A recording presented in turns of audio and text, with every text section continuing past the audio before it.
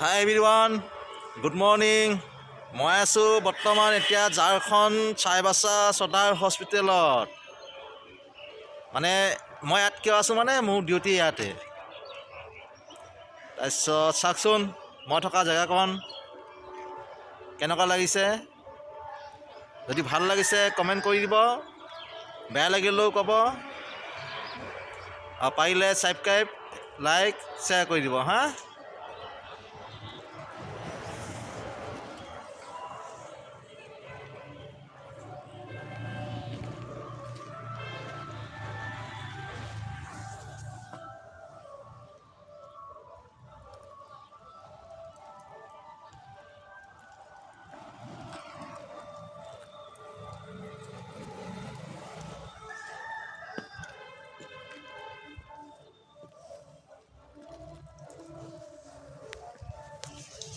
বাই।